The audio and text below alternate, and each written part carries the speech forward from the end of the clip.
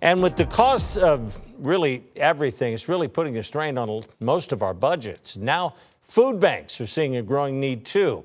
To fill that gap, the San Antonio Food Bank is going to have its annual Stamp Out Hunger food drive later this month.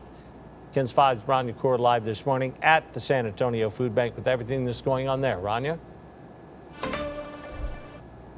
Barry, I don't know if you can see behind me, but there's a lot of empty shelves on this aisle right here because of that need that they're seeing. To talk more about it is Michael Guerra, who's the Chief Development Officer. Good morning, Michael. Tell me more about what's happening. Well, Rania, I think all of us are feeling the pinch, right? At the gas pumps, maybe the grocery store.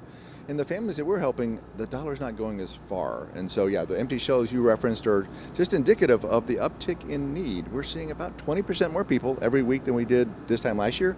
What's that equate to? We've jumped from 120,000 individuals who might be getting food each week to 140,000. And so the drive we're going to talk about today, it's very timely.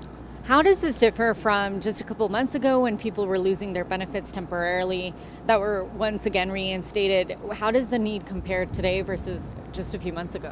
Yeah, I think, families are trying to catch a break, whether it's a government shutdown, the loss of a paycheck. But now, these higher prices, we're hearing from our partners around the city in business that it may be with us for 6 to 9 to 12 months, right? And so we're prepared for this for the long run.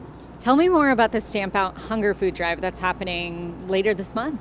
Yeah, Stamp Out Hunger, it's the nation's largest one-day food drive, and it's done by our local letter carriers. We all get our mail every day. They're going to be out in this rain or shine, right? And the mail's going to be delivered. But on Saturday, May 9th, residents have a chance to put food out at their door, and their mail carrier, of all things, is going to grab that food and take it to the San Antonio Food Bank. So this blue bag I have right here, this will go to mailboxes next week, and you can fill up a blue bag like this, or really any bag will do. But on Saturday, May 9th, leave it for your letter carrier, whether you're an apartment complex, whether you have a residential house, and it comes back to the San Antonio Food Bank to help families. Tell me what you guys are looking for. Oh my gosh, the staples are great. So, rice and beans, peanut butter and jelly for the kids, canned fruits, just those basics. But even if you happen to have diapers, we find a lot of parents who, as their kids are getting a little bit bigger, they don't need those smaller diapers anymore. So if you have some of those sitting around, put those in there as well, because our families need those. Thank you so much, Michael. And of course, you can always donate to the San Antonio Food Bank. We'll have more information on our website, kens5.com. And with that, Barry, sending it back to you. Thank you, Rania.